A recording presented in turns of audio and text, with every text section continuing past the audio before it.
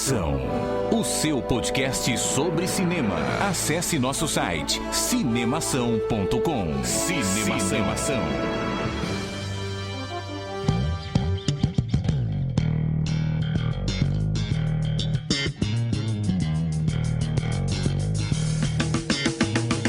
Seja bem-vindo ao podcast Cinemação número 71. Eu sou Rafael Arinelli e eu tô louco pra fazer um investimento na bolsa. Aqui é o Henrique Risato, e se alguém te falar que o dinheiro não traz felicidade, ele está mentindo. Eu sou o Daniel Cury e eu nunca mais vou comer no Benihana. Não importa de quem seja o aniversário. Olha só, o Daniel roubou a frase de alguém, hein, Dani? Você nem tem Benihana aqui, né? Mas eu nunca mais vou comer no Benihana. Nunca mais. You want the truth?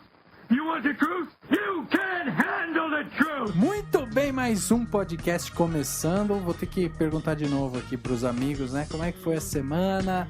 Como é que foi? Qual que foi a programação? Histórias? Vamos lá, o que vocês têm pra contar de bom nesse podcast? Meu último final de semana se resume em uma frase. É uma frase, é uma única frase que é a seguinte: Leonardo DiCaprio torrando grana e bancando o milionário. What the f***? Porque depois de assistir O Lobo de Wall Street, eu assisti também ao Grande Gatsby, que eu não tinha assistido ainda. E tipo, depois que eu parei pra pensar, eu falei, nossa, eu só vi... O que eu fiz no fim de semana? Eu vi o Leonardo DiCaprio rico, milionário. Você sentiu que, tipo, aumentou seu nível de intimidade com ele, não? Não, aumentou minha vontade de ganhar dinheiro, mas tudo bem. Não é uma coisa do tipo... Pô, e aí, Leonardo DiCaprio? Quanto tempo, hein? Tem te visto aí com frequência e tal? Não, né? É uma coisa mais... Eu quero dinheiro mesmo e pronto. É, foda-se o Leonardo DiCaprio. E você, Henrique, como é que foi aí o final de semana, Tem alguma história interessante pra contar pra gente ou não? Continua vivendo aquela vidinha medíocre de sempre? Que horror! Moleque sem educação. Cara, muito trabalho durante a semana. Fingi que eu fui na academia. Fiquei saindo com meus amiguinhos, Daniel e Rafael, tipo, pessoas sem outros amigos.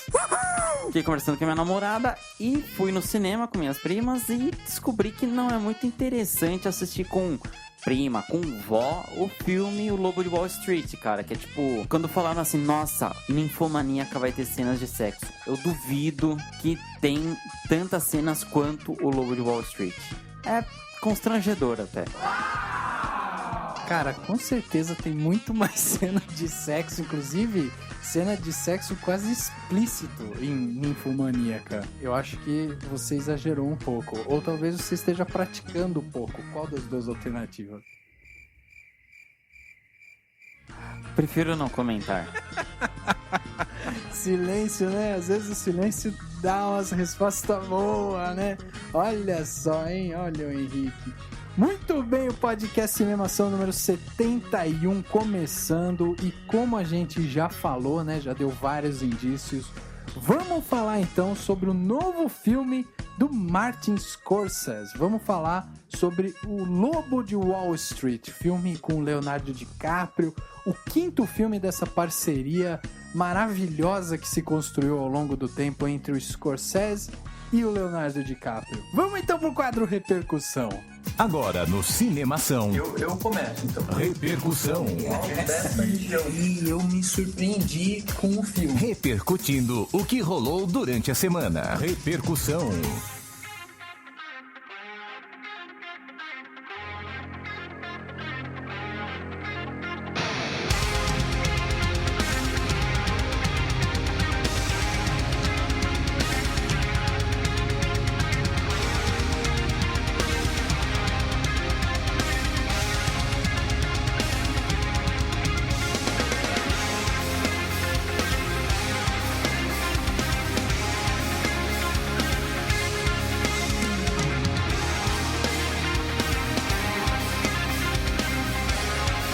Dani, nosso ouvinte foi lá na loteria, jogou lá uma mega sena e ficou milionário. Aí ele não tinha mais o que fazer da vida e começou a escutar podcasts. Aí ele chegou no podcast Cinemação e falou: porra, preciso mandar uma mensagem pra esses caras, né? Como que ele faz, esse milionário que nos escuta, como que ele faz pra escrever pra gente? Ele pode escrever pela conta bancária, número 98, brincadeira.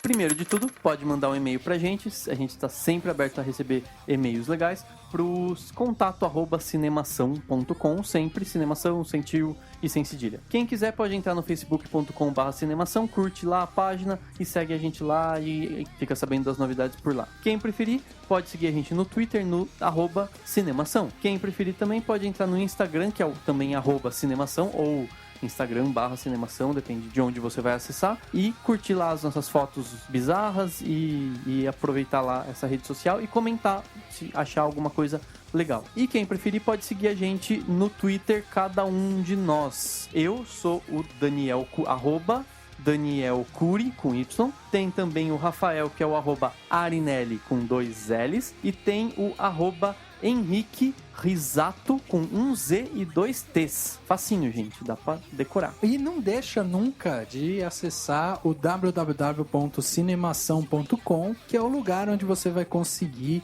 encontrar todas as notícias que o Cinemação publica lá. Tem sempre coisa boa lá, saindo todos os dias. Dani, hoje no podcast, quem é que tá dando o tom dessa repercussão? A gente tá com uma repercussão metal, né? A gente tá ouvindo aí, você tá ouvindo a música Heartstrings, da banda Zautana.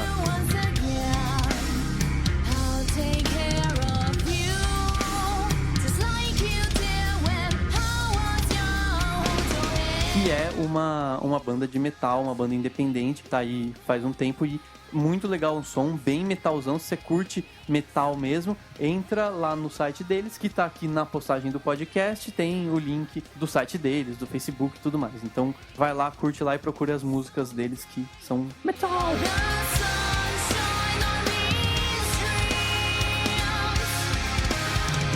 Zautana, essa é a banda que dá o tom do podcast Cinemação número 71. E se você tem uma banda, se você é um cantor, se você quer divulgar seu trabalho, manda pra gente no contato@cinemação.com e a gente vai colocar aqui a sua música e vamos divulgar o seu trabalho. É um trabalho novo que o Cinemação tá fazendo em 2014.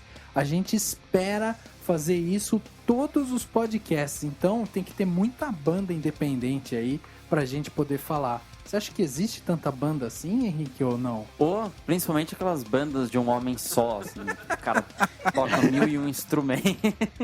Tipo o Russo, lembra do Russo dos programas do Raul Gil? Raul Gil, puta que pariu. Eu só gostaria de falar uma coisa antes da gente prosseguir. Seguinte, você que ouviu o podcast anterior sobre trilhas sonoras, eu comentei um pouco no podcast anterior sobre sons diegéticos, sons não diegéticos, e eu falei sobre sons metadiegéticos. Diegético e não diegético, ok, beleza, guarde na sua memóriazinha. Sobre os sons metadiegéticos, ou a trilha sonora metadiegética, apague da sua memória, porque eu falei uma bobagemzinha. Na verdade, não tem nada a ver com som que passa de um para outro, tem mais a ver com pesadelos e, sei lá, e coisas da cabeça da pessoa. Então, esqueça aquilo que eu falei. Ou se você fez igual a mim, entrou por um ouvido e saiu pelo outro, então nem se preocupe. English, motherfucker, do you speak it? Ele já nem lembrava que era diegético, tava achando que diegético tinha a ver com digestão, sei lá. Eu fui no McDonald's, aí comi um lanche, mas tava muito diegético, fiquei no banheiro depois. Eu imaginei como característica de refrigerante, né? Tipo, pra não engordar, você tem que tomar um refrigerante diegético. Me dá um suco de tomate com bacon, mas diegético. Vamos lá então, muitos comentários chegaram aqui. A gente vai começar com 2 comentários que saíram no mesmo post, né? Que foi um post muito legal. O Dani que escreveu lá, entrevista exclusiva, dublador fala como é o processo de dublagem. Dani, primeiro conta pra gente um pouco sobre essa entrevista, né? Que você conseguiu aí com exclusividade pra gente, pro Cinemação. Achei, pô, ficou super legal o post, super esclarecedora também, né? E a gente precisa trazer, inclusive, o Gustavo para participar, né, do podcast em breve. Pois é, na verdade foi o seguinte, eu fiquei sabendo que antes do Fábio Porchat dublar o personagem que ele dublou no Frozen, teve uma dublagem muito boa do Gustavo, que é o Gustavo Pereira, que é o dublador, é um dublador super famoso, ele dublou o Nemo, do Procurando o Nemo, e teve a dublagem dele daquele personagem, e depois simplesmente falaram pra ele, sua voz não vai ser usada, o Fábio Porchat vai dublar. What? E aí eu falei assim, por que não, gente? Por que eu não poderia tentar falar com ele, né? Pra ver se consegue alguma coisa, alguma informação que ninguém falou e tal. No fim das contas, eu encontrei o contato, falei com ele e consegui mandar umas perguntas pra ele responder. O que acontece é que ele preferiu não responder nada sobre essa dublagem e sobre alguns detalhes, assim, sobre como foi essa mudança e tudo mais. Eu até entendo, talvez ele não queira ter ficado indisposto com nenhum estúdio, nenhuma distribuidora, mas, de qualquer forma, ele respondeu outras perguntas e foi bem legal, porque ele explicou mais, assim, ele explicou detalhes de como é o processo de dublagem. E eu acho que as pessoas precisam entender isso pra poder formar a própria opinião delas, do tipo, eu sou a favor da dublagem, eu sou contra a dublagem, eu gosto de filme dublado, eu gosto de filme legendado, porque sim, porque isso e porque aquilo. Entendeu? Então, por isso que eu acho que foi bem legal. E aí chegou um comentário da Júlia Oliveira, né? Ela viu o post lá do Dani e mandou um comentário pra gente. Ela escreveu o seguinte: a dublagem de Enrolados com Luciano Huck ficou insuportável de se ouvir e curtir o filme. Não deu pra mim. Preferi assistir o filme em áudio original. Que, por sinal, os dubladores são ótimos, como o Zachary Levick, da série Chuck. Gosto demais. Isso, gosto demais, um comentário dela. Eu nem sei que série é essa. Não, fala sério, vai. Não precisa da Miguel, não. Você gosta. Ah, gay! Chuck é tipo do boneco assassino? You'll have to excuse my friend. He's a little slow. Não, era uma série meio tonta, assim, da Warner, que era de um agente secreto e blá, blá, blá. Tudo bem, mas a Júlia gosta de Chuck. Deve estar assistindo até hoje, né, e tal. E aí ela coloca também que a Mandy Moore, que fez Um Amor Pra Recordar, também faz a dublagem do Enrolados, né, a versão original. E aí ela continua: mas não tem o que fazer mesmo. A tendência daqui pra frente é a Disney estragar os seus filmes colocando esses atores globais pra ferrar com os filmes. Diga-se de passagem que trocar Flora Paulita no filme Detona Ralph por Mary Moon e colocar Rafael Cortez pra dublar Félix, sendo que o dublador dos primeiros trailers do filme era ótimo.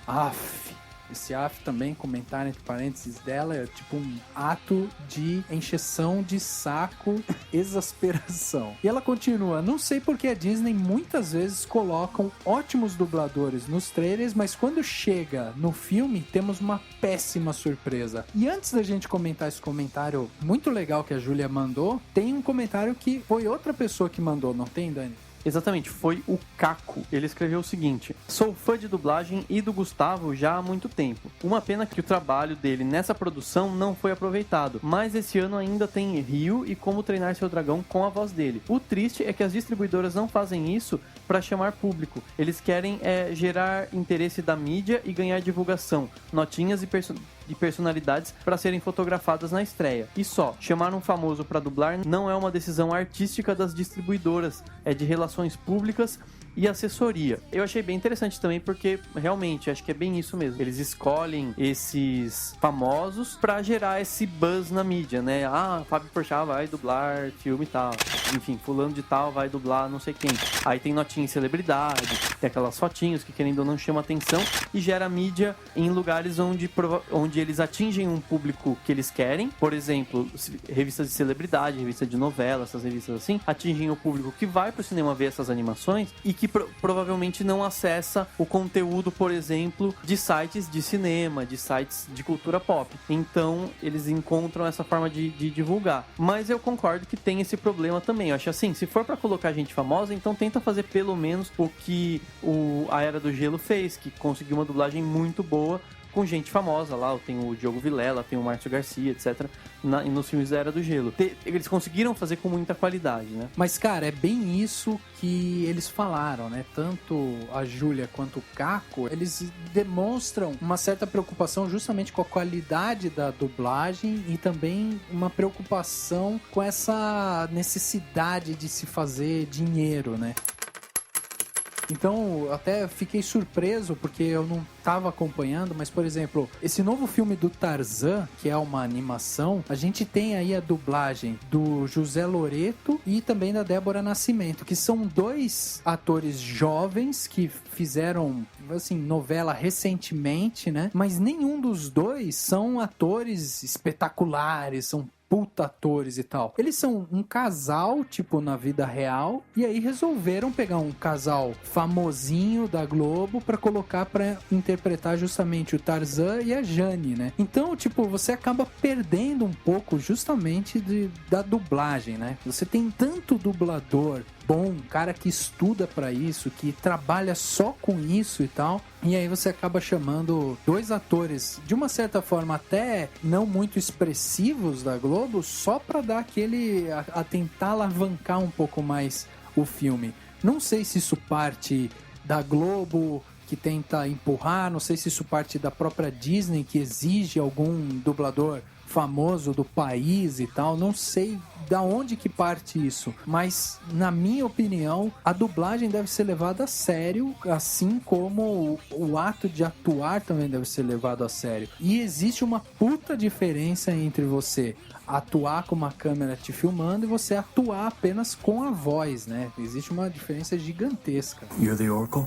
Bingo. A técnica de dublagem e a habilidade de fazer com que a voz esteja completamente linkada com a sincronia labial é muito difícil, por tudo que eu já li. É muito complicado e o dublador profissional que tem muita prática cada vez fica melhor. Fora que tem, talvez, questões de habilidade em dublar com a forma como a gente está acostumado, tudo mais, que os dubladores já têm. Eu queria só ler um trechinho da resposta do Gustavo sobre o tempo de dublagem. Ele colocou assim: na verdade, o processo da dublagem, pelo menos do que participo, é mais rápido do que muita gente costuma pensar. E daí ele fala assim: não existe uma preparação longa para o trabalho. Geralmente entramos em contato com o filme no momento em que vamos para o estúdio. E aí eu acho assim, cada um tem que chegar à própria conclusão sozinho. Eu penso da seguinte forma: se o cara faz isso, como é que ele vai realmente fazer um trabalho, sabe, realmente mergulhar no personagem, né, ter a profundidade? Eu sei que é mais fácil você fazer algo que já tá feito e, tipo, repetir em outra língua do que criar aquele personagem. Mas mesmo assim, eu acho que isso é um problema a se pensar, né? E agora imagina isso por um ator que não tem experiência com dublagem e que às vezes nem é bom, tipo o Luciano Huck, que nem ator é e que foi lá e dublou. Inclusive, eu cito o post um texto do Pablo Vilaça na notícia, porque foi o que me fez correr atrás disso e tudo mais, de conversar com o Gustavo. E o Pablo Vilaça contou pelas informações, pelas fontes que ele teve, de que o Luciano Huck não teve, quando ele dublou o Enrolados, ele não teve tempo necessário, ele teve que fazer tipo uma dublagem às pressas. E foi por isso até que o diretor resolveu sair. Ele falou: não, eu não participo de uma dublagem desse jeito, e ele caiu fora. Então, quer dizer, a Disney tá colocando totalmente a qualidade. Ela tá preferindo divulgação em detrimento de uma qualidade, que é um negócio que em longo prazo vai ser muito sério, até pro público, né, dos filmes da Disney. Cara, polêmica à parte, a gente vai tentar trazer o Gustavo aí, né, pra conversar um pouco sobre essa técnica de dublagem, contar um pouco como é o mundo da dublagem, né? E passando um pouco por cima disso, o Henrique tem um comentário também bem legal aí sobre o último podcast, não é, Henrique? Você quer comentar alguma coisa sobre a dublagem? Você ficou assim muito quieto durante toda a discussão, não sei se você se sentiu ofendido, não sei. Não, o Daniel deu uma aula legal. A única coisa que eu vou comentar é que, assim, acho que são 2 formas de mídia diferentes, né? Ela é dentro do filme, só que o trabalho do ator com o trabalho do dublador, que nem a gente não vê o Guilherme Briggs, o Hermes Baroli, eles participando, assim, a aparência deles, tirando em eventos. Então, assim, se você não vê dubladores querendo ser atores, a gente não devia também pegar atores pra ser dubladores. Não sabe o ofício, né? Só isso que eu tenho pra pontuar mesmo. Eu vou mudar um pouco de assunto, eu vou falar sobre o nosso último podcast, que a gente falou sobre trilhas de sucesso, né? As músicas, assim, que a gente ouve e fala: nossa, essa música é muito massa, de tal filme. E o Rafael Frank, ele comentou o seguinte: vocês tinham que ter comentado sobre o Inception, ou, falando o nome em português, A Origem. O Hans Zimmer tinha que ter falado sobre ele. O Hans Zimmer é um compositor também de grande patente, como, por exemplo, o John Williams, que a gente comentou mais. Ele falou assim, a trilha sonora que me motivou, que me marcou, foi toda a música tema do A Origem, a trilha sonora de todos os filmes que o Hans Zimmer participou. Por exemplo, Rush, Homem de Aço, A Bíblia, Gladiador, a trilogia do Batman, né, que foi dirigido por Christopher Nolan, O Rei Leão e etc. Então, todas essas que foram feitas por um dos melhores compositores da atualidade, que é o Hans Zimmer. Eu concordo com ele, realmente, até a trilogia a música da trilogia do Batman, eu lembro que é bem legal, é bem metalizada. As músicas que entraram pro Rei Leão também, você sempre lembra, mesmo não das músicas até cantadas, mas dos barulhos mesmo, do que ia acompanhando o filme. Agora, o Homem de Aço, eu lembro assim que eu ouvi, mas tipo, não chamou tanta atenção. E a do Gladiador, sinceramente, tipo, eu não lembro muito nem das falas, eu lembro assim das imagens, né? Mas como a gente falou já de outro podcast, esse de trilhas sonoras é um que com certeza futuramente vai ter tipo a parte 2, assim. E é quase assim, certeza absoluta que a gente vai falar do Hans Zimmer. Aliás, a gente pode até começar falando sobre o trabalho dele. É realmente um puta compositor, né? E a gente não comentou sobre ele, mas a gente também não comentou sobre um monte de outros compositores, né? Que fizeram tanto sucesso e tal durante tanto tempo. Então eu acho que, tipo, fica registrado também o Hans Zimmer e fica registrado também todas essas trilhas que ele falou, porque são realmente trilhas muito, muito boas, que valem também ser escutadas por quem ama a trilha sonora.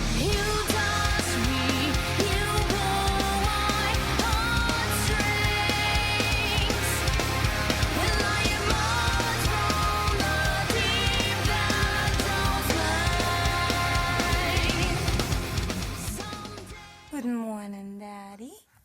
Where's my kiss? Hey, sweetheart. Does Daddy get a kiss from both of his little girls, huh? Oh, no.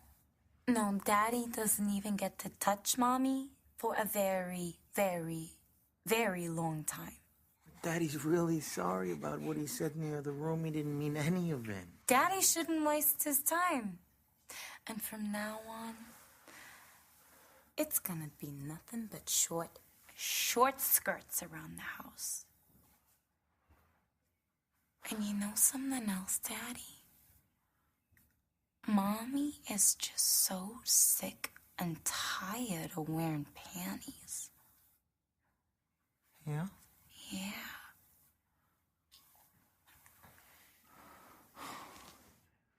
But no touching.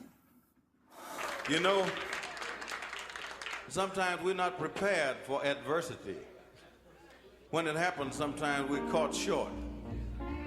We don't know exactly how to handle it when it comes up. Sometimes we don't know just what to do when adversity takes over.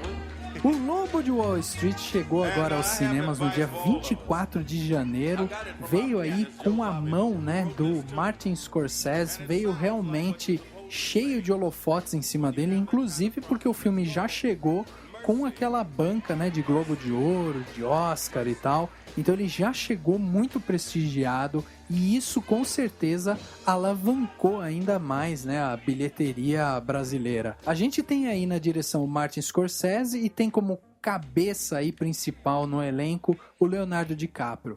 Aliás, Martin Scorsese e Leonardo DiCaprio já fizeram várias parcerias, né, são super amigos e tal.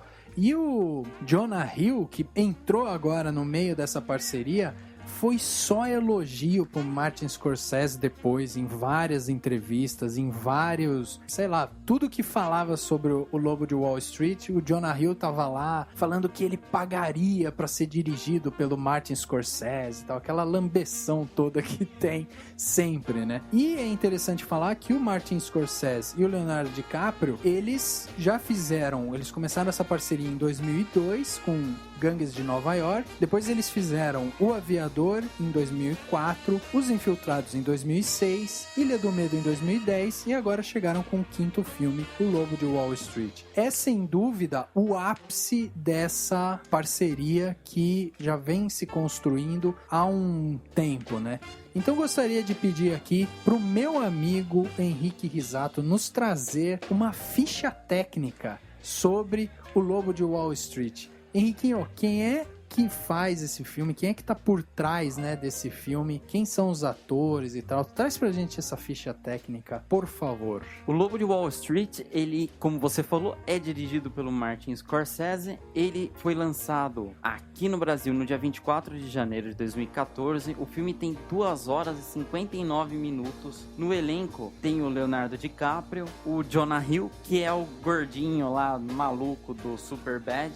Tem a Margot Robbie. Quem não se lembra dela é uma loirinha que ela participou daquela série Pan Am. Quem tem mais de famoso aqui é o Matthew McConaughey, que é o rei dos filminhos, né, de comedinha romântica, tudo mais. I'm too sexy for my love. Tem aí uns atores mais P, assim, que não aparecem muito, que é o Kyle Chandler, o Rob Reiner, tem o John Bertal, que é um ator que participou do seriado The Walking Dead, fazia o Shane, e o Jon Favreau, que é o diretor dos 2 primeiros Homens de Ferro, e que também participou. O filme, ele é baseado num livro escrito pelo Jordan Belfort, que é o personagem que o Leonardo DiCaprio interpreta, né? É um cara que realmente existiu e existe, e é um puta de um sem vergonha. Tem que assistir o filme pra entender o motivo. E o roteiro, ele foi escrito, né? Esse livro, ele foi adaptado pelo Terence Winter, que ele é bem famoso porque ele escreveu um monte de episódios daquele seriado Os Sopranos, que é considerado um suprassumo de seriado de máfia. Dani, agora fala uma sinopse, dá uma lambidinha na história do filme.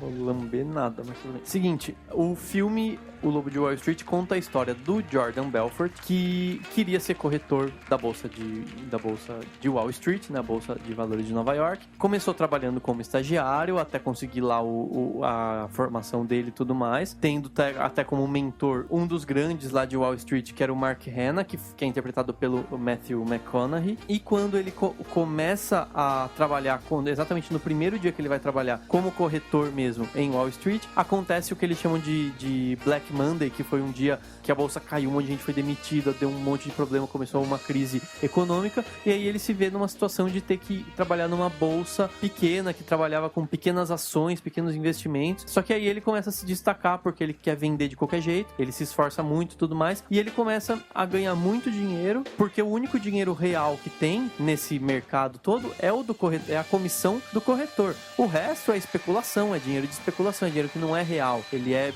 aquela coisa flutuante. E aí ele começa a ganhar muito dinheiro em cima desses caras que investem em pequenas fortunas, e geralmente são pessoas simples, que investem, tipo, toda a economia e tudo mais, de uma forma muito filha da puta, né? E é isso, esse é o plot. E a partir daí a gente vê toda a ascensão e queda desse personagem diante de um mundo de muito dinheiro. Ele consome muita droga, consome muito, enfim, vai em muitas prostitutas, faz muita festa, enfim, ele torra todo o dinheiro, ele é tipo um maníaco sexual e enfim, ele tem tem várias questões que a gente ainda vai discutir a fundo. Então, acho que a primeira coisa que a gente já pode destacar, principalmente nessa sinopse que o Dani deu, é que existe aí só para ser entendido, né? Ele é um cara jovem de 24 anos por aí, e ele quebra. Ele chega em Nova York quebrado já chega com pouco dinheiro, chega completamente falido. E ele chega para trabalhar justamente nessa corretora e tal, a fim de vender essas ações, e ele acaba indo pro buraco mesmo logo no seu primeiro dia, como o Dani falou. O que é interessante é que ele chega a pensar em um trabalho honesto, né? Quando ele fala, pô, podia ir vender, sei lá, hambúrguer, podia vender calça e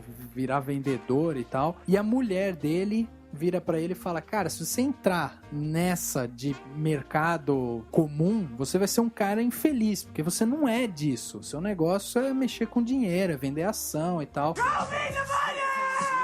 Então você tem que procurar alguma coisa dentro dessa área de ser um corretor da bolsa mesmo. E aí ele consegue um emprego numa empresa muito pequena que faz o que eles chamam de... Eles têm um tipo de ação que é uma ação que se chama, sei lá, tipo por fora das ações comuns, que são ações pequenas, né?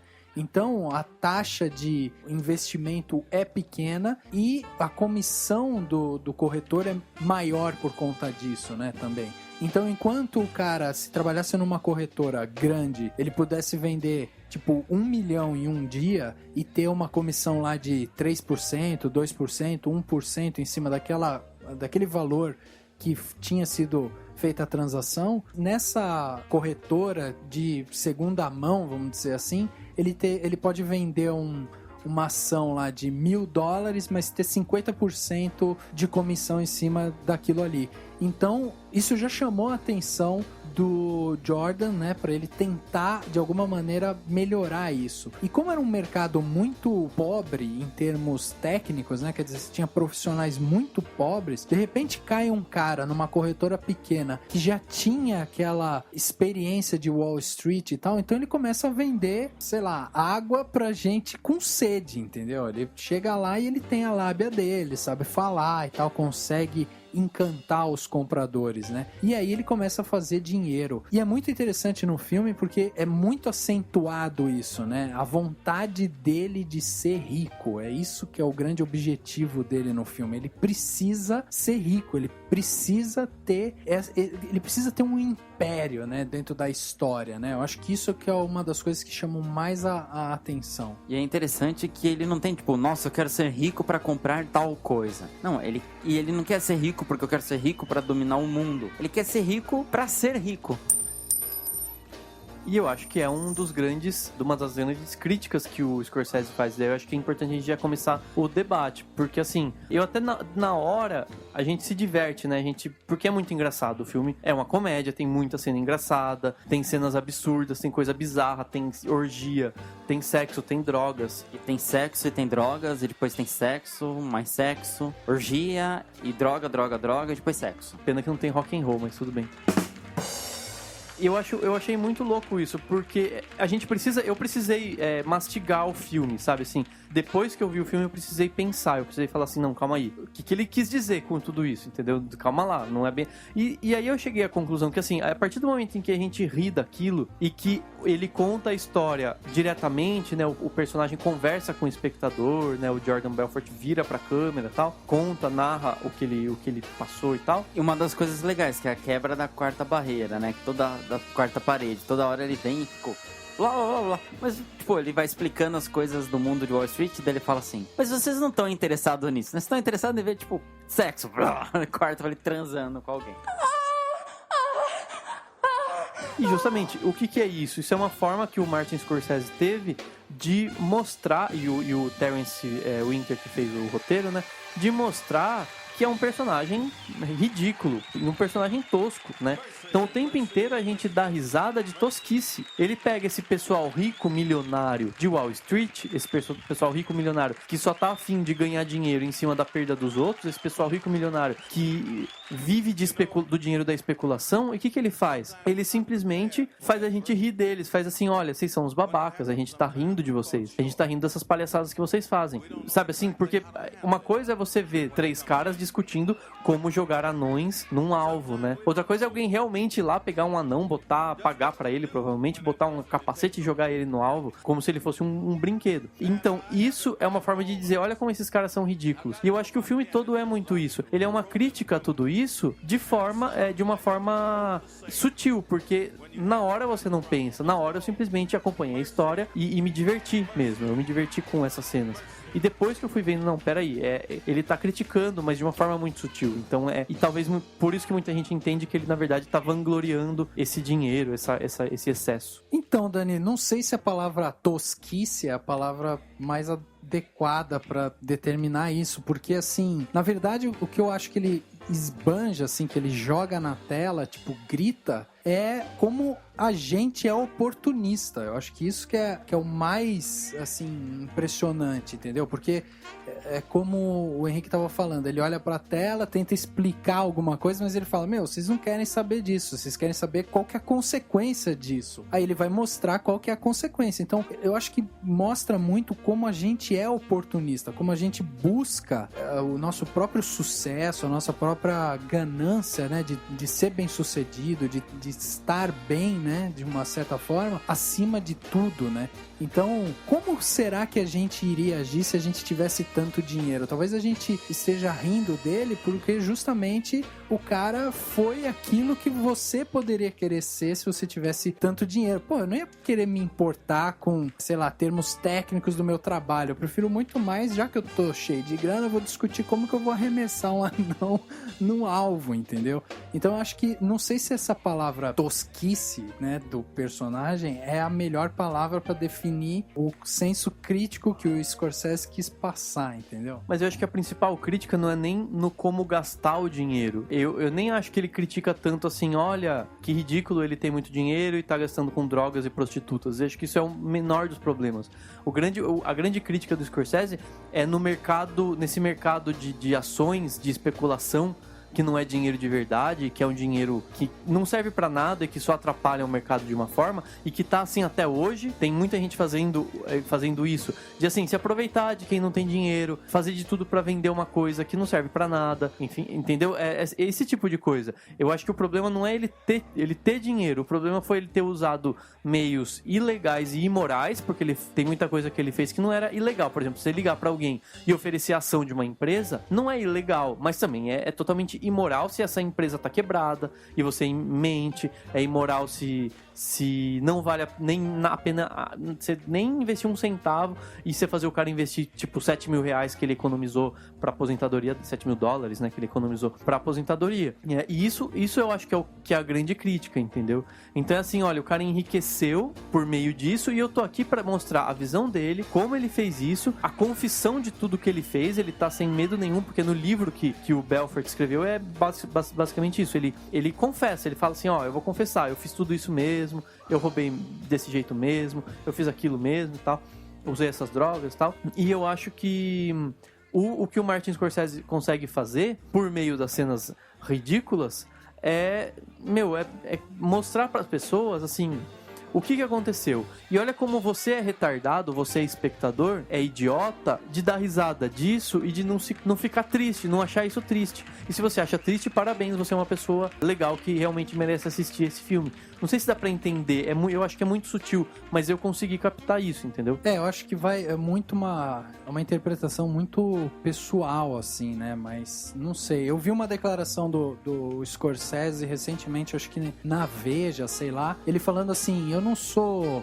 um cineasta, eu não sou juiz pra ficar julgando, eu só quero contar a história. Entendeu? Ele falou, tipo, meio que assim, então não sei até que ponto existe isso.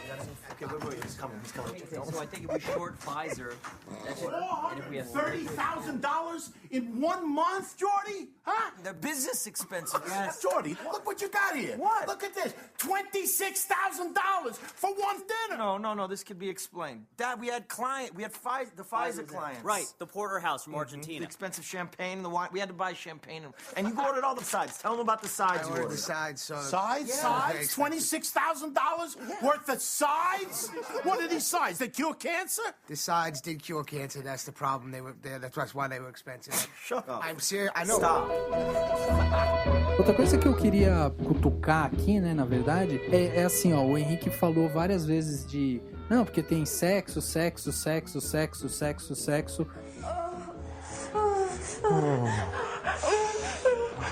E assim, a minha senhora, já que o Henrique gosta que eu fale assim... Ela foi assistir o filme antes de mim. E aí o comentário dela foi assim, nossa, o filme é uma putaria. O filme não sei o quê. Eu fui, cara, pro cinema esperando ver quase que um filme pornô na minha frente. E eu não achei que o filme tem todo esse apelo tão grandioso como o Henrique falou de Ninfomaníaca, por exemplo, entendeu? Eu acho que sim, ele explora cenas de sexo, de orgia e não sei o quê, porque isso aconteceu.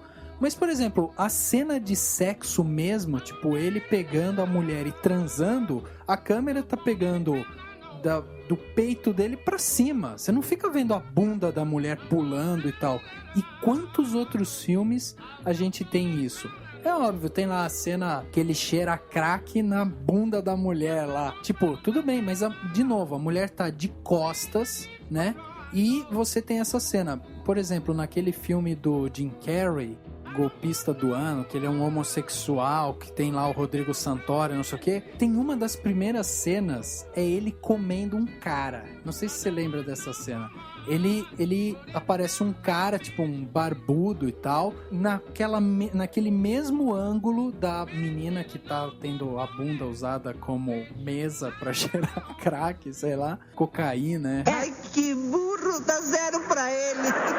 Aparece o mesmo ângulo, só que naquela lá, o Jim Carrey está atrás do cara e comendo o cara, e o cara tá tremendo. Então, assim, eu entendo que sim, aparece um monte de cena de sexo, de nudez e tal, mas não achei que elas foram tão apelativas como estão falando, não achei que foi, tipo, nossa, tem um exagero e tal dessas cenas, como eu já escutei algumas pessoas falarem. Eu achei que o filme, ele é condizente com a história. Então, se o cara falou que fazia orgias no avião, você tem que mostrar orgias no avião, entendeu?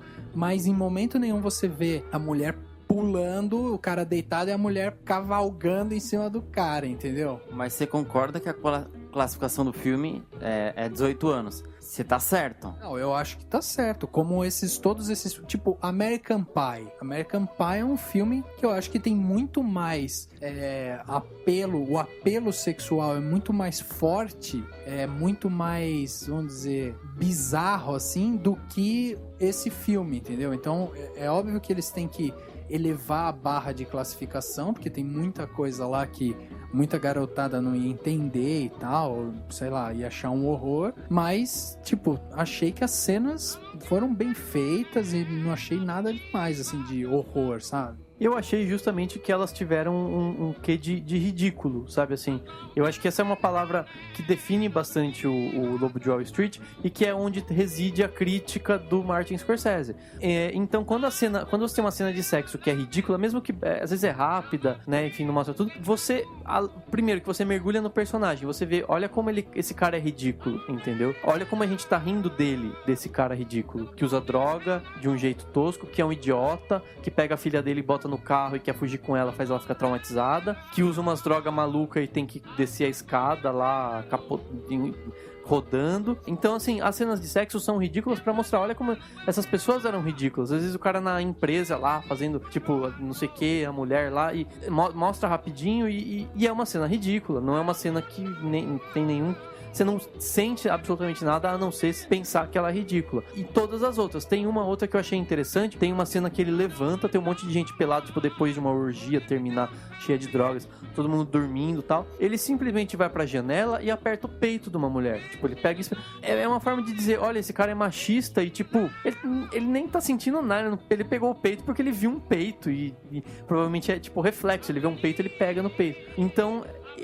serve justamente pra gente entender o personagem e compreender o quanto ele é ridículo e quanto essas coisas são toscas, entendeu? Por isso que eu acho que são palavras que definem bem o filme, no bom sentido, tipo, não é aquele, você fala, nossa, que filme tosco, não, eu dei risada de coisas toscas e daí você se reflete sobre isso. Acho legal que agora, né, depois da gente ter refletido um pouco, assim, uma visão mais abrangente do filme, né, falando sobre cenas de sexo, o que o filme trata e tal, acho que agora a gente pode colocar o alerta de spoiler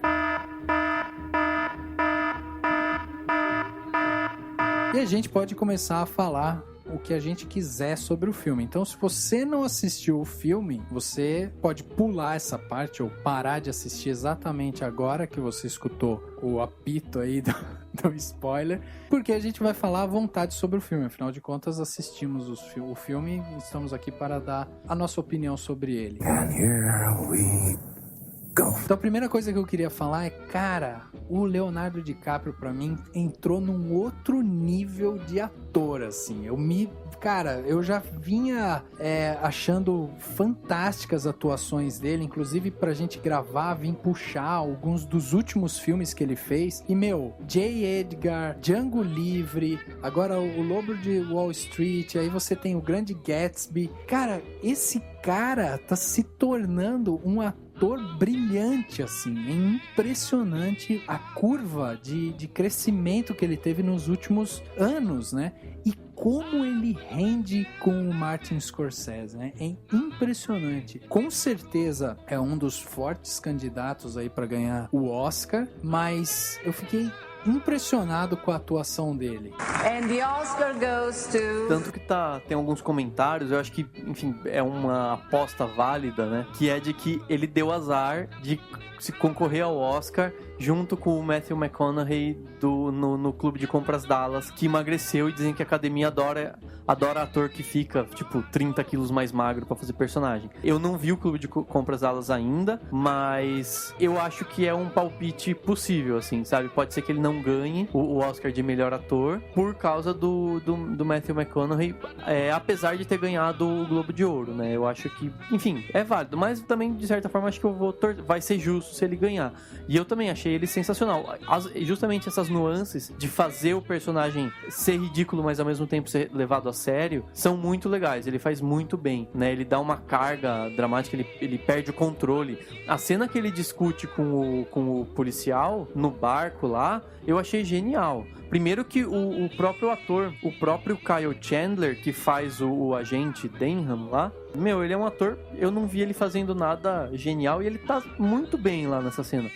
Ele manda muito bem, e aí o Leonardo DiCaprio ele perde o controle de um jeito, assim, muito real, assim, né? É uma conversa que acho que é o melhor diálogo que tem no filme, né? E e ele manda muito bem. E é uma perda de controle muito classuda, né? Assim, ele é muito elegante na perda de controle, e ao mesmo tempo ele começa com uma perda de controle bem elegante, aí vai passando o tempo, ele vai se irritando, mas ele começa a baixar o nível que é aquele drogado, né, que ele já é, né. Tanto é que ele é até cínico, né, que a hora que o Kyle Chandler lá e o outro ator que faz o parceiro deles descem do barco, ele tira assim do bolso um bolo de dinheiro e fala: olha o que eu achei aqui, o salário de um ano de vocês aqui, ó, dinheiro de bar, não sei o que, começa a jogar, cupom de diversão, né, que ele usa o termo em inglês, né, são aqueles cupons de desconto. What the f***? Então, assim, dinheiro de bar mesmo, assim, o salário dos caras. Tipo, vocês não são nada pra mim. Uma coisa que chamou a atenção do filme, que é sensacional, é a interação do Leonardo DiCaprio e do Jonah Hill, né? E, tipo, o Jordan Belfort, ele olha, assim, pro Donnie, assim, tipo, como que esse cara pode ser meu amigo? Que nem a hora que aparece lá a Naomi, que ele vai acabar casando com ela. O carinha, o amigo dele lá, ó, que é interpretado pelo Jonah Hill, ele tá, tipo, se masturbando, assim, olhando pra ela no meio da festa, tipo, pinto pra fora.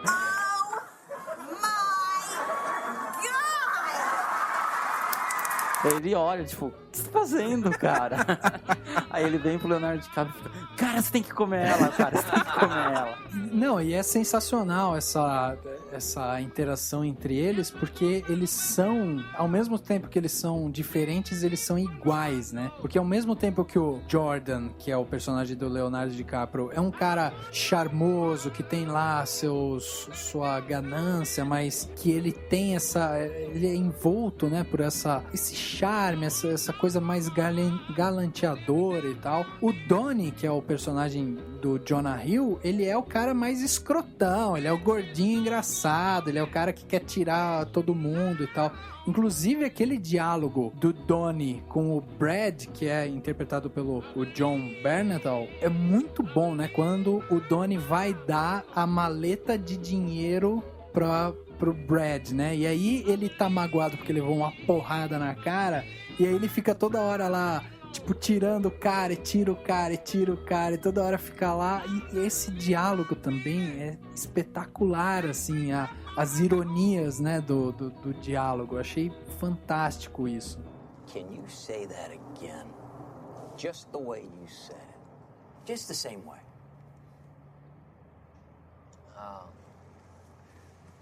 I don't know what you're talking about. Oh, come on, you know what I'm talking about. Just say the same thing. I think what Jordan just did is if I'm not mistaken, you just tried to bribe a federal officer. No, technically I didn't bribe anybody. No, that's not the conversation I heard, No. According to the U.S. Criminal Code, there needs to be an exact dollar figure for the exchange of services. That would not hold up in a court of law. I heard it. No, that's the truth. But I want to tell you this. Yeah. The same gentleman that told me that you tried to get your broker's license also told me that you were a straight arrow. He ran a security check on me. Well, when you sail on a boat fit for a Bond villain, sometimes you need to play the part, right? E também é muito bom quando ele conta pro pai do personagem do Jordan Belfort que os pratos do jantar lá do restaurante curam o câncer, né? Por isso que eles são caras. Sensacional. Exatamente. É fantástico isso. Agora, assim, uma coisa que eu acho que é legal a gente destacar é que é um filme biográfico, né? Então, você existe mesmo. O Jordan Belfort, ele existe até hoje, tipo, não é um cara que morreu há pouco tempo. Inclusive, ele saiu da cadeia em 97, se eu não me engano, 98, ou foi preso em 98, não me lembro agora. Mas é um filme que tem essa pegada biográfica e ele trata principalmente desse personagem que é um personagem ambicioso, né? Então, o que o Scorsese ele quer mostrar? Ele quer mostrar como que aquele personagem que era tão ambicioso se deu mal, né? E aí entra uma característica que eu acho muito interessante desses filmes biográficos, nessas personalidades, assim, essas pessoas que têm uma história sensacional pra contar, né? É que a maioria das vezes essas pessoas se dão mal pelo próprio ego, né? Então o cara, ele não sabe o momento de parar, é o momento que ele tem que dar um tempo e ele precisa dar uma respirada e olhar pra trás e rever a situação dele pra tentar pelo menos manter aquilo que ele tinha, né? E no filme do O Lobo de Wall Street a gente tem uma cena que é emblemática nesse momento, né? Que é justamente quando o Jordan chega lá para a empresa dele, vai fazer uma daquelas palestras que ele sempre faz, e ele anuncia que ele vai sair da empresa, que ele não pode mais continuar e tal, e que a empresa vai continuar com outras pessoas e tal. E no meio do discurso de despedida dele, ele resolve que ele não vai sair. Imagina, ele não é um perdedor, ele tá aceitando um não como resposta. E não é essa imagem que ele quer, então ele quer ficar, ele quer lutar e não sei o quê. E ali é o ponto de virada, né? Porque é o momento que ele poderia sair, entre aspas, por cima, né? E tentar de alguma maneira manter, tanto que o pai e o advogado viram pra ele e falam: cara, olha o tanto de dinheiro que você tem. Se você parar agora, você vai ficar com tudo isso. Aí o cara, tipo, concorda e tal. E mais uma vez ele dá esse ponto. Então eu acho muito interessante dentro desses personagens, né? Que tem essa história, esse ponto de virada, né? Como que o ego deles é uma arma poderosa para que eles sejam derrubados, né? Aliás, é uma coisa muito interessante nessa cena. Ele cita... Primeiro que, assim, eu vi muita semelhança nesses... Não só nessa cena, mas em todos os momentos que ele sobe no palco para falar com o pessoal, os funcionários da empresa. Eu vi muita semelhança com igrejas evangélicas, que geralmente o pessoal critica e tudo mais. Então eu acho que pode ter sido uma coisa proposital, né? Assim, até o fato de ele falar e as pessoas vibrarem com tudo que ele fala. E tem um momento em que ele cita um exemplo de uma funcionária falando que ela era pobre e tal, que ela não tinha dinheiro pra dar o que comer pra uma filha, não sei, 2 filhas, sei lá quanto, um filho, né? E o que ele comenta a respeito dela, da ascensão dela, é totalmente material. Ele fala que ela tá vestindo alguma roupa de marca, não vou lembrar agora a marca, fala que ela passa as férias não sei onde, que também só vai rico, e fala que ele deu, que ele foi bondoso com ela quando ela foi lá pedir emprego, ele deu emprego e emprestou dinheiro adiantado, que ele deu acho que $25 mil. Ou seja, até o que é bondade pra ele é só dar dinheiro, não é mais nada além disso. Então isso mostra ainda mais o personagem que ele é, do tipo, pra ele fazer o bem é dar dinheiro pros outros, pra ele o bom é o dinheiro, né? Só isso que é bom e tal. E realmente esse ponto de virada é muito interessante, porque é aí que vai começar toda a queda dele, e ao mesmo tempo mostra que além dele valorizar o dinheiro, dinheiro, ele valoriza a empresa e a trajetória dele, né? Ele não quer perder isso, né? Eu achei muito interessante, é muito legal pensar nessa questão do que é esse personagem e do que ele valoriza, né? Assim, por exemplo, quando ele quando ele descobre que vai se separar da mulher, ela pede o divórcio, etc. O que eu senti é que ele não gosta dela a ponto de não querer o divórcio porque ele ama. Ele não quer se divorciar porque ele não quer perder a mulher gostosa que figura como a esposa desejada que ele tem que ter em casa esperando por ele. Mesmo ela sabendo que ele sai com um prostituto o tempo inteiro e fica dias fora usando drogas, etc. Isso é algo bem peculiar também, né? Porque ele tem um quê de popstar, né? De rockstar, sei lá, ele quer ser vangloriado. Inclusive tem uma cena no filme que ele tá conversando com o pai dele sobre a administração da empresa e tal, e aí o pai dele fala alguma coisa do tipo, pô, você precisa gastar tudo isso e tal, e ele fala, cara, eu preciso ser a imagem que as pessoas que estão trabalhando pra mim desejam, então eu preciso transpirar essa riqueza, eu preciso ser o ícone rico para que todo mundo olhe pra mim e fale, eu quero ser igual ele, né? Exatamente, ele tá alimentando essa ganância, porque ele precisa, pra empresa dele sobreviver e pra ele ganhar mais dinheiro, ele precisa que os corretores sejam totalmente gananciosos, porque é só a ganância que faz o cara ligar o tempo inteiro desesperado e oferecer ação das empresas. E eu acho que é aí que reside justamente a crítica à ganância, né? Quer dizer, ele precisa ser ganancioso pelo simples fato de ser ganancioso. E isso é um ciclo, né?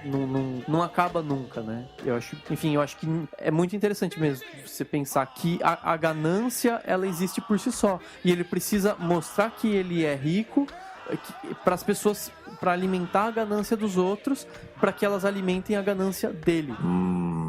Organized crime. E os funcionários dele o tem como um deus, né? Tanto é que quando ele começa a bater no peito lá, como se fosse um mantra até, todo mundo, tipo, não pensa duas vezes, todo mundo acompanha ele, né? Então, ele é aquela figura central mesmo. Eu tava vendo uma entrevista, inclusive, do Jordan, né? O verdadeiro Jordan. E ele fala o seguinte, que ele era um cara que ele nunca se planejou pra nada disso, né? Não é uma coisa que ele... Não, eu vou construir uma empresa que vai faturar, que vou ficar milionário e ela precisa fazer isso, aquilo e tal. Não, ele tinha um objetivo e era o objetivo certo dele, que ele precisava ficar rico o mais rápido possível. Porque ele tinha passado, na fase já adulta dele, por esse problema de ter ido pro buraco, de ter tido falta de emprego e tal, e ele não queria mais aquilo, então ele precisava de alguma maneira correr atrás disso, né, e ser o cara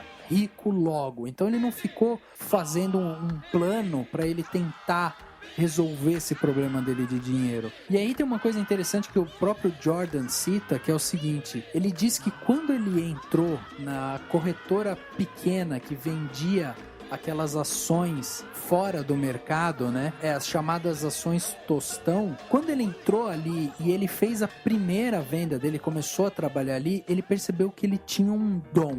E esse foi o dom que ele queria, de uma certa forma, amplificar esse dom, né? Que era o seguinte, não importava para ele a partir daquele momento se ele ia realmente faturar $1 milhão por semana. O que ele precisava era construir uma equipe que ele entendeu que ele tinha a capacidade de treinar qualquer pessoa para se tornar rica. Foi esse o clique, ele teve um clique que era isso, eu consigo treinar qualquer pessoa. Não importa a etnia, não importa a religião, não importa o estudo, não importa nada. Se a pessoa tiver o mínimo de vontade de ficar rica, eu consigo pegar, pincelar essa pequena vontade dela e amplificar isso, potencializar isso de uma maneira que ninguém vai conseguir. E se você for ver uma entrevista do próprio Jordan, ele tem como uma característica, e isso é muito bem transportado para o filme com o Leonardo DiCaprio, é que o Jordan ele tem uma característica muito forte no jeito dele de falar. Ele é um cara que vende muito bem as suas ideias, que ele fala de uma maneira muito convincente, consegue expor de uma maneira muito clara os seus pensamentos. Ele tem um tom de vendedor, assim, ele consegue transportar essas ideias de uma maneira muito fácil. Então, se você for ver uma entrevista dele hoje em dia ele é um palestrante, hoje em dia ele fala justamente, conta a história dele, fala sobre 4 pilares para ser bem sucedido e tal. Então, hoje ele é um cara que consegue viver disso. Ele é um cara que, por esse jeito de falar, por ser um cara que é tão emblemático, que tem esse jeito de falar, ele consegue vender ainda até hoje a imagem dele. E isso é muito interessante, porque na verdade ele foi um picareta, ele foi um bandido. E você vê o cara falar hoje, você fala, meu, como esse cara é convincente, como ele tem as 4 chaves para o sucesso e tal, porque ele chegou lá. Chegou por caminhos tortos, mas ele chegou lá. Então o cara consegue se vender de uma maneira impressionante. Isso o Leonardo DiCaprio faz, na minha opinião, brilhantemente no filme. We boarded the plane just before midnight. Wow, look at you. You're beautiful. The sleeping pill just kicked in. It's all right. It's all right. Yes, your We're boarding in row passes, 2. sir. Thank you. We have boarding passes.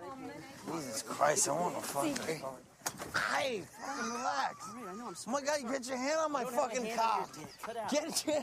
He's got his hand on my dick again. You got your hand on his dick? You gotta stop doing that in public places. Oh my God, take it off. Take it off. I heard there's a treasure map under. Stop. I know, miss. Please sit down. I'm just gonna... Okay. Go back to your seat, please. What are you upset about? Please go back to your seat. I will have to call the captain. Please, sir. Please sit down. Please sit down. Okay, I'm going. Yes. Sorry. Stop.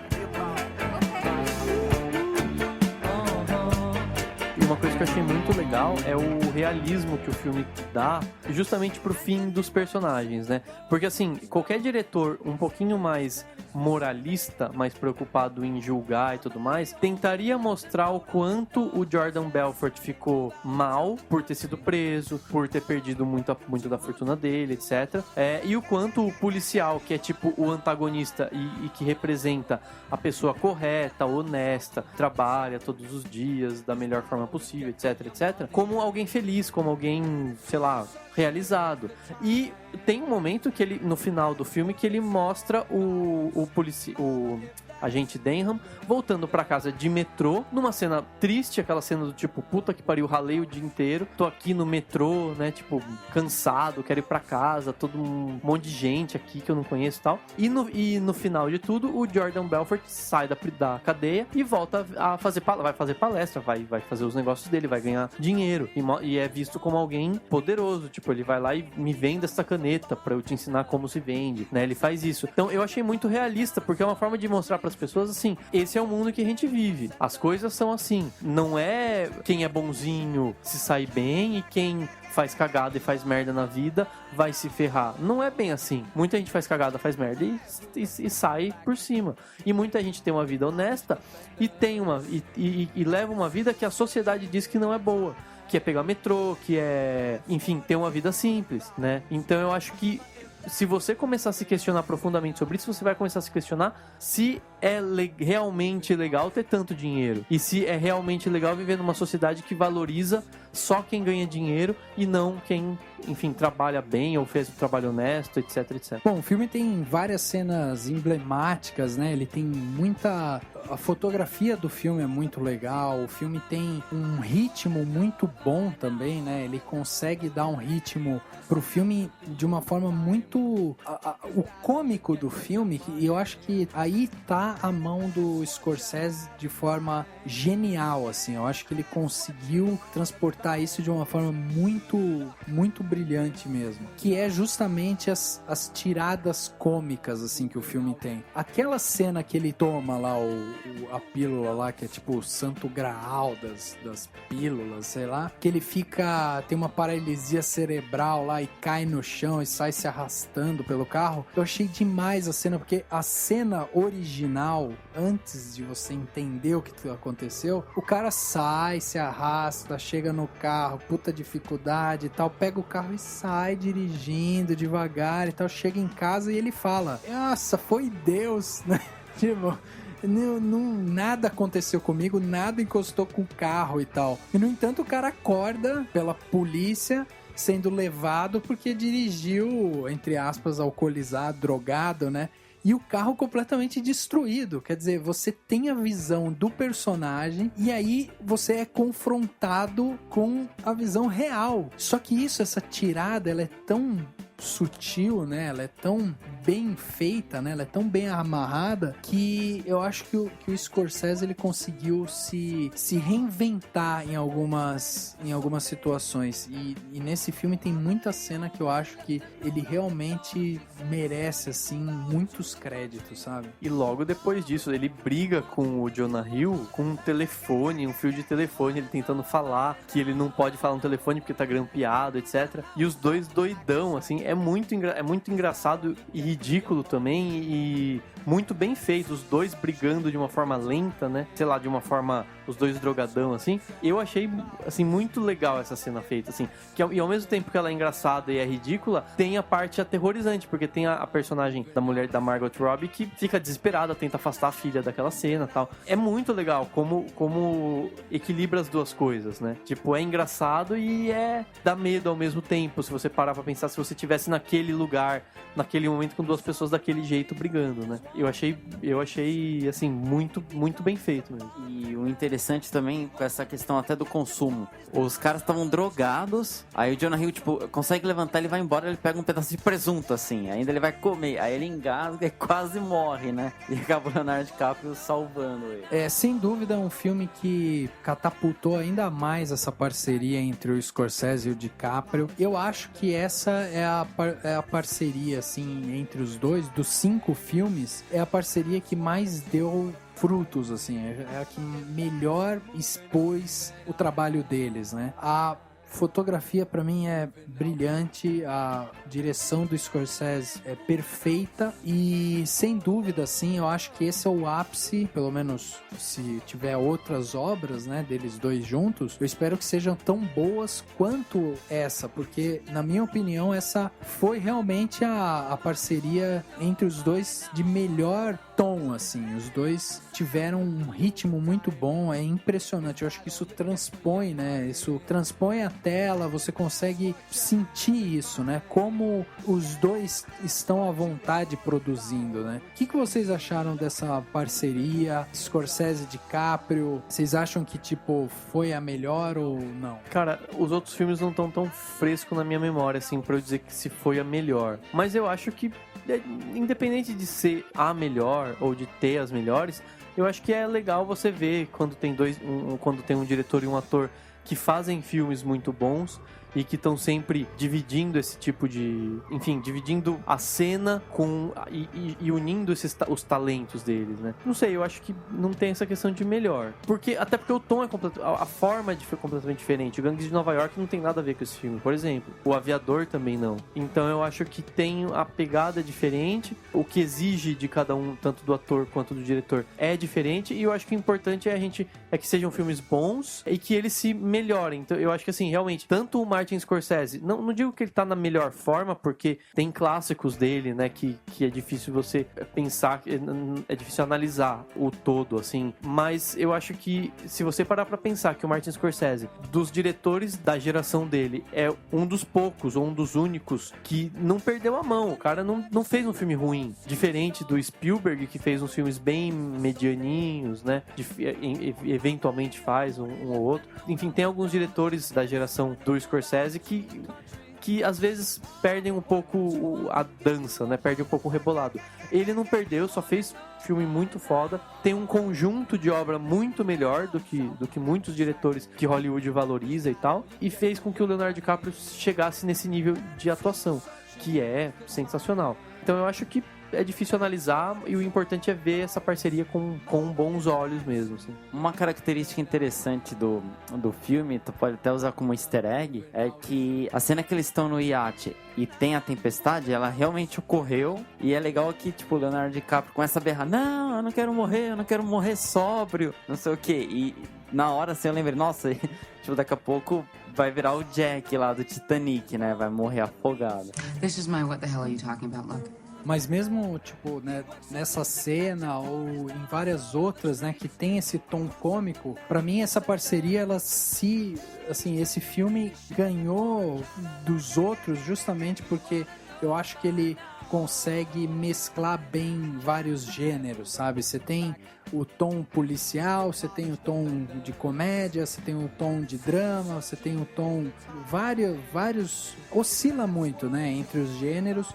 E eu acho que conseguiu um equilíbrio para contar a história. Então eu acho que essa é a melhor característica que o filme podia dar. Porque você tem outros filmes que você consegue ver características, tipo, mesmo nessa parceria dos dois e tal, você vê alguns filmes já com um tom mais definido, né? Por exemplo, Ilha do Medo é um filme investigativo, policial, um tom muito mais sério e tal. Os Infiltrados também, super sério, então não dão brecha muito pra essa comédia. E é óbvio que a história do Jordan Belfort é uma história que tem muita brecha pra comédia e tal, até porque ele era um cara brincalhão, ele era um cara que estava cercado por pessoas brincalhonas e tal, e eu acho que isso casou bem nessa parceria, né, do DiCaprio com o Scorsese. By some miracle, I made it home alive. Not a scratch on me or the car.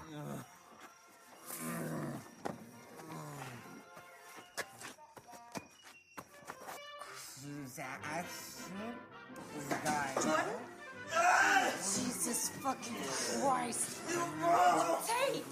What's wrong with you? John, it's fucking good, right? It's fucked up.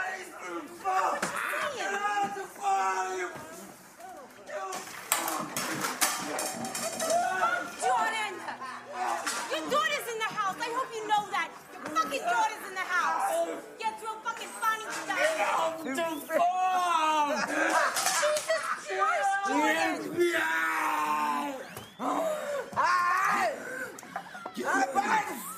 Get out of there! You Come here! Só pra finalizar, eu acho que seria legal a gente conversar um pouco, rapidinho assim, sobre as críticas negativas, porque tem muita gente que fez críticas negativas considerando que ele tá valorizando, que o filme, O Lobo de Wall Street, valoriza a falta de virtude, a falta de caráter do personagem, e que ele quase que endeusa o Jordan Belfort sem criticar, né? Eu já falei várias vezes aqui até no podcast e na minha crítica, que tá no Cinemação, que existem sutilezas do Scorsese que mostram o contrário. Aí eu queria saber o que vocês acham e o que vocês diriam pra quem fez esse tipo de crítica negativa. Acho que pra quem fez a crítica negativa, ela não entendeu exatamente o filme, né? Porque, realmente, no mundo real, você vê o cara que é um traficante, o político corrupto, ele tem muito mais dinheiro do que o médico que acorda todo dia às 6 horas da manhã e volta às 7 horas da noite e fica o dia inteiro tratando lá dos pacientes, ganha uma mixaria por conta do SUS. O cara que trapaceia e tudo mais, ele ganha muito mais dinheiro que que um engenheiro, que um advogado que trabalha direitinho, ou mesmo um funcionário público que foi lá, estudou, prestou um concurso. Se comparar com quem faz faxina, trabalha em cargos menores, daí nem se compara. É, exatamente. Que trabalha direitinho, vive bem. Lógico, tem família que vive com um salário mínimo. Só que o filme mostra, assim, o cara tem muita grana, ele tem muito de tudo, Mas ele é um cara vazio, que nem... Tem uma cena que eu achei até bem impressionante, que ele tá brigando lá com a esposa dele. Ele dá um soco no estômago dela, né? Geralmente você vê assim, briga de casal, o cara dá um tapa no rosto da esposa, né? Geralmente é uma troca de tapa, né? Ele vai lá e dá um murro, né? Eu achei até bem impressionante a cena, né? Então é pra mostrar, na verdade o filme mostra que o cara tem tudo de bens materiais, mas por dentro ele não tem nada, é um tranqueiro. Então, acho que a maioria das pessoas que deram assim, o filme é ruim porque mostra que o cara se deu bem. Tipo, a pessoa que fala isso, ela acha que o se dar bem é ter dinheiro? Não, tem muita gente que não tem dinheiro e é feliz na vida. Então, sei lá, parece que o público em geral não percebe isso, né? Foi justamente isso que eu pensei depois de um tempo. Tipo, é como se quem acha isso tá justamente, de certa forma, compactuando com o que o Jordan Belfort pensava, que é, o bom é ter dinheiro, o resto mais nada é bom. Né? Eu acho que é isso que é a crítica. Mas eu acho que vai até além disso, sabe? Porque, cara, é um filme sobre o Jordan Belfort. Você vai mostrar a ótica do Jordan Belfort. E o cara ganhou muito dinheiro e aproveitou e curtiu a vida e comprou um iate, comprou 2 helicópteros, comprou uma mansão. Aí você não vai mostrar isso? Você vai ficar falando que é errado? É a mesma coisa de você fazer um filme do Hitler e você só fica mostrando as pessoas que morreram, entendeu? É tipo A Queda. A Queda você fica mostrando todo o Hitler planejando, não sei o que e tal. Daí você vai falar, o filme só fica mostrando o Hitler lá planejando, não sei o que, não mostra o terror da guerra. Eu acho até, sabe, acho muito mimimi também, sabe, essa história. A história é de um cara que foi em Wall Street e tentou fazer a vida dele lá, roubando. Ele fez a vida dele. E o filme mostra que ele se deu mal. Ele foi preso, ele foi condenado e ele teve que delatar outras pessoas. Então, tipo, se o cara ficou podre de rico, se o cara se deu bem, não sei o quê, a gente não fica acompanhando a vida do policial que volta de metrô, entendeu? Eu acho que a diferença é que um filme do Hitler, geralmente, mostra descaradamente o quanto ele foi um ser humano horrível e tal. E no caso do Lobo de Wall Street, é nos detalhes que a gente vê a crítica. E talvez as pessoas não tenham prestado atenção nos detalhes e tal. E uma coisa que você falou que me lembrou, outra coisa que eu li a respeito do Lobo de Wall Street, foi comparando com filmes como, por exemplo, Os Bons Companheiros, do Scorsese. Nos Bons Companheiros, dificilmente os caras delatam, né? Entre os mafiosos, e você vê até em todos os grandes filmes da máfia, inclusive no Poderoso Chefão, os caras considerados bons, tipo os bons mafiosos, eles protegem quem é da família, quem é do clã, do grupo deles, né? E no caso do personagem do Jordan Belfort, se você pegar essa comparação, é como se o Martin Scorsese dissesse assim, esse cara é pior do que um gangster, porque ele tá nem aí, ele fudeu todo mundo, ele não considerava esses caras como uma família, ele tava preocupado só com ele, enquanto que entre mafiosos que são criminosos, existe um senso de respeito, um senso de dignidade e de palavra deles, né? Pois é, muito mimimi também, sabe, por essas pessoas. Yes! Também não, assim, cara, vamos tentar então quantificar isso daqui. Dani, você foi lá na sua crítica e deu quantas estrelas pra esse filme e por quê? Cara, eu dei 4 porque eu achei que o filme foi muito bom, mas não achei que ele merecia 5, mas é uma questão muito, muito subjetiva, né? Realmente eu ficaria entre 4 e 5. Enfim, eu só achei que não tinha tanta sutileza ou tanta característica do Scorsese. Não é nem característica, não é isso. Eu achei que ele não é tão forte no sentido de me impactar, de impactar todo mundo e falar assim, meu Deus, como outros filmes dele. Por exemplo, Os Bons Companheiros, que mereceria 5 estrelas em qualquer crítica, na minha opinião. Mas nesse, como eu achei que por isso ele não merecia 5, eu dei 4 estrelas. E você, Henrique, se você fosse dar uma nota, você não escreveu lá uma crítica e tal, mas queria só a nota e uma justificativa pra ela. Eu daria 4 estrelas também, ou 4 claquetes, ou 4 queijadinhas. Mas por um motivo diferente do Daniel. Eu achei o filme um pouco longo demais, cara. 3 horas. Eu tava lembrando do filme que eu assisti com o Daniel, depois do Steve Jobs. Eu lembro que, assim, o final dele é tudo muito corrido, né? Nesse filme do Lobo de Wall Street, eu achei que tem algumas cenas que são... Às vezes até as brincadeiras, elas ficam um pouco cansativas até. Então eu acho que dava pra cortar pra um filme, sei lá, de 2h20, tipo, tirar 40 minutos de filme e ser um filme um pouquinho mais dinâmico. Porque teve uma hora, assim, que eu lembro que eu comecei, puta, legal, mas... Tá, e aí, o que vai acontecer? Tá, ele vai ser preso ou não vai? Sabe, você já entende que ele vai ser preso, mas ele não é preso nunca. Então, tipo, é engraçado, é muito bom, é muito bem dirigido, mas cansa. Cara, pra mim não cansou. Achei o timing do filme bom, a narrativa boa. Eu daria 5 estrelas pra esse filme fácil, assim. Pra mim foi um dos melhores filmes que eu vi agora no, vamos dizer, final de 2013, né? Porque esse filme ainda é considerado 2013, né? Do 2013... Não, ele vai concorrer ao Oscar, né? De 2013, né? Eu vou considerar ele de 2013 porque ele vai concorrer ao Oscar. Mas, assim, dos últimos filmes que eu vi, ele é um dos melhores, assim. Eu fiquei muito impressionado realmente com a atuação do DiCaprio. Achei que ele foi muito bem, assim. Foi muito fiel, assim, ao personagem. Gostei muito da direção do Scorsese, pelo que eu já falei, de ter essas nuances de vários gêneros e ele conseguir equilibrar bem tudo isso, né? E eu daria 5 estrelas pra esse filme tranquilamente. Acho que, assim, tô muito curioso pra ver os outros atores que vão concorrer ao Oscar, porque duas coisas me chamaram a atenção na lista do Oscar. A primeira foi quer dizer, duas coisas iguais, né? Que foram duas ausências, na verdade. Senti falta do Tom Hanks com o Capitão Phillips como melhor ator e também senti falta do Forest Whitaker com o mordomo da Casa Branca. Mas, assistindo ao filme O Lobo de Wall Street, se fosse pra... Vamos supor, tem esses 3 que eu falei. Eu certamente excluiria... tem esses 3, você tem que escolher um. Eu escolheria o DiCaprio, assim, pelo conjunto da obra. Então, cara, eu acho que, pra mim, 5 estrelas, pro Daniel 4, pro Henrique 4... E falta você, né, falar o que você achou também. Então, manda seu comentário aqui pra gente. Fala o que você achou sobre o Lobo de Wall Street. Quais foram as cenas que vocês mais gostaram? Alguma curiosidade que vocês sabem a respeito do Jordan Belfort aí, um personagem tão curioso. E dá uma fuçada também no YouTube pra ver o cara real, né? O cara contando a própria história. Muito interessante mesmo, vale a pena. O Lobo de Wall Street do Martin Scorsese. Mais qui en disant langue, en voyant notre mine ravie, les passants dans la rue nous envient.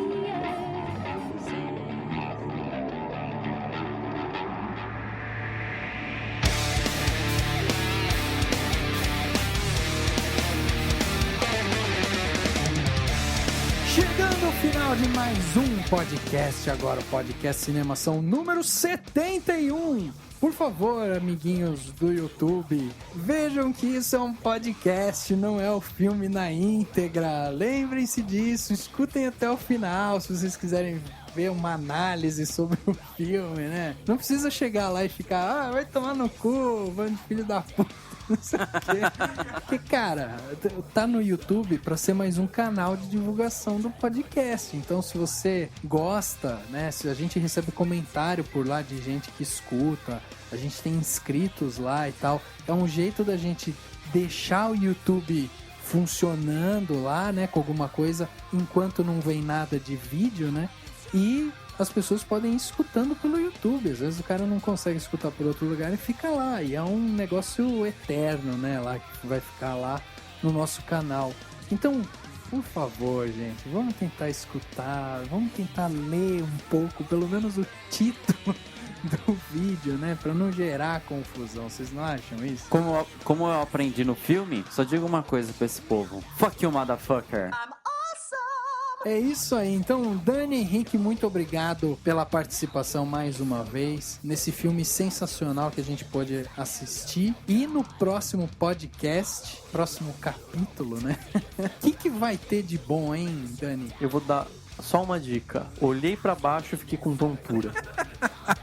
Ótima dica essa, hein? Isso aí, pessoal. Muito obrigado a todo mundo que tá ouvindo. Valeu, Rafa. Valeu, Henrique. Comente o que você achou do filme do Lobo de Wall Street, o que você achou do podcast. Dê o seu... Comente o que você quiser. Comenta sempre. Que a gente tá aqui pra ouvir vocês. E é isso aí. Até a próxima. Valeu, Dani. Valeu, Rafa. Valeu, galera. E lembre-se, se você tiver muito dinheiro, gaste pra caramba e gaste com os amigos também. Falou! O podcast do Cinemação número 71 fica por aqui. E a gente se vê no próximo!